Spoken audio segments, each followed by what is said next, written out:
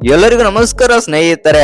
IPL 2026ರಲ್ಲಿ ನಮ್ಮ RCB ತಂಡ ಮತ್ತೊಮ್ಮೆ ಟ್ರೋಫಿ ಗೆದ್ದ ಬಳಿಕ ಮತ್ತು ಸತತ ಎರಡನೇ ಬಾರಿ ಕಪ್ ಗೆದ್ದ ನಂತರ ಕ್ರಿಕೆಟ್ ನ ದಿಗ್ಗಜರು ಮತ್ತು ಪಂಡಿತರು ನಮ್ಮ RCB ಬಗ್ಗೆ ಬೆಂಕಿ ಹೇಳಿಕೆ ಆದ್ರೆ ಕೊಟ್ಟಿದ್ದಾರೆ. ಹೌದು ಸ್ನೇಹಿತರೆ, ಅಷ್ಟಕ್ಕೂ ನಮ್ಮ RCB ತಂಡ ಗೆದ್ದ ಬಳಿಕ ಏನೆಲ್ಲ ಮಾತನಾಡಿದ್ದಾರೆ ಕ್ರಿಕೆಟ್ ನ ಮಾಜಿ ದಿಗ್ಗಜ ಆಟಗಾರರು ಅಂತ ತಿಳ್ಕೊಂಬರೋಣ ಬನ್ನಿ. ಅದಕ್ಕಿಂತ ಮುಂಚೆ ನೀವೇನಾದ್ರೂ RCB ಅಭಿಮಾನಿಯಾಗಿದ್ದಲ್ಲಿ ಈ ವಿಡಿಯೋಗೆ ಒಂದು ಲೈಕ್ ಕೊಟ್ಟು ನಮ್ಮ ಚಾನಲ್ ಅನ್ನ ಸಬ್ಸ್ಕ್ರೈಬ್ ಮಾಡ್ಕೊಳ್ಳಿ. ಹಾಗೆ ನಮ್ಮ RCB ಫೈನಲ್ ಪರ್ಫಾರ್ಮೆನ್ಸ್ ಬಗ್ಗೆ ನಿಮ್ಗೆ ಏನ್ ಅನ್ಸುತ್ತೆ ಅಂತ ಕಮೆಂಟ್ ಮಾಡೋದನ್ನ ಮರಿಬೇಡಿ.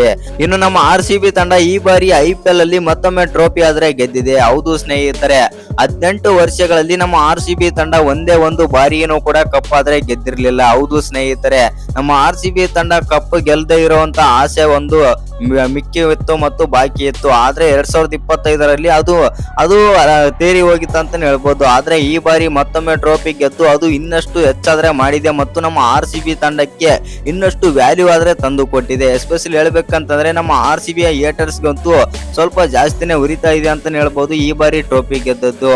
ಹೌದು ಸ್ನೇಹಿತರೆ, ನಮ್ಮ RCB ತಂಡ ಈ ರೇಂಜ್ಗೆ ಪರ್ಫಾರ್ಮ್ ಕೊಡ್ತಾ ಇರೋದು ನೋಡಿದ್ರೆ ನಮಗೂ ತುಂಬಾನೇ ಆದ್ರೆ ಖುಷಿ ಆಗ್ತಾ ಇದೆ.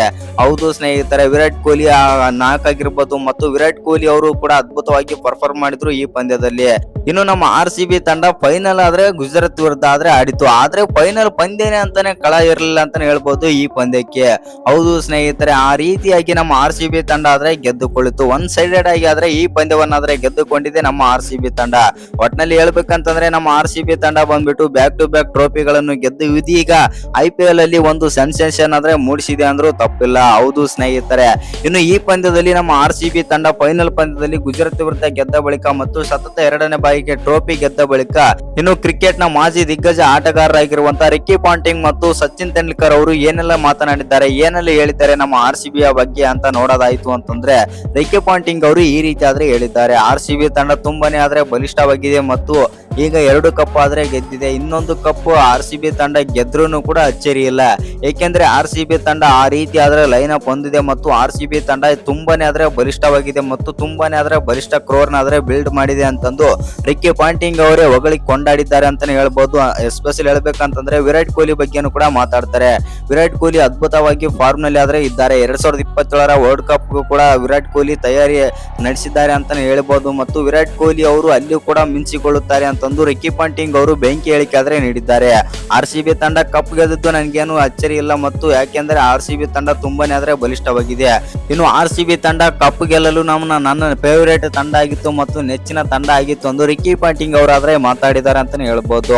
ಅನಂತರ ಸಚಿನ್ ತೆಂಡೂಲ್ಕರ್ ಕೂಡ ನಮ್ಮ RCB ಬಗ್ಗೆ ಒಂದು ಸ್ಟೇಟ್ಮೆಂಟ್ ಆದ್ರೆ ಕೊಟ್ಟಿದ್ದಾರೆ. ವೆಲ್ಡನ್ RCB ತಂಡ ಅಂತಂದು ಇದೀಗ ಟ್ವೀಟ್ ಕೂಡ ಮಾಡಿದ್ದಾರೆ. ಹೌದು ಸ್ನೇಹಿತರೆ, ಸಚಿನ್ ಅವರು ನಮ್ಮ RCB ಬಗ್ಗೆ ಬೆಂಕಿ ಹೇಳಿಕೆ ಆದ್ರೆ ನೀಡಿದ್ದಾರೆ. RCB ತಂಡ ಕಪ್ ಗೆದ್ದದ್ದು ನನಗೆ ತುಂಬಾನೇ ಆದ್ರೆ ಖುಷಿಯಾಗಿದೆ. ಏಕೆಂತಂದ್ರೆ RCB ತಂಡ ಆ ರೀತಿ ಪರ್ಫಾರ್ಮ್ ಆದ್ರೆ ಮಾಡ್ತಾ ಇದೆ ಮತ್ತು ಆ ಕಾರಣದಿಂದಾಗಿ RCB ತಂಡಕ್ಕೆ ಕಪ್ ಗೆಲ್ಲಲೇಬೇಕಾಗಿತ್ತು ಎಂದು ಸಚಿನ್ ತೆಂಡೂಲ್ಕರ್ ಆದ್ರೆ ಹೇಳಿದ್ದಾರೆ. RCB ತಂಡ ಇದೀಗ ಬ್ಯಾಕ್ ಟು ಬ್ಯಾಕ್ ಟ್ರೋಫಿ ಆದ್ರೆ ಗೆದ್ದಿದೆ ಮತ್ತು ತಮ್ಮ ಕಳಂಕವನ್ನಾದ್ರೆ ತೆಗೆದು ಹಾಕಿದ್ದಾರೆ ಮತ್ತು ಇದೀಗ RCB ತಂಡ ಒಳ್ಳೆಯ ತಂಡವಾಗಿ ಆದ್ರೆ ಕಾಣ್ತಾ ಇದೆ ಅಂತ ಅಂದು ಸಚಿನ್ ಆದ್ರೆ ಮಾತಾಡಿದ್ದಾರೆ ಅಂತಾನೆ ಹೇಳ್ಬೋದು.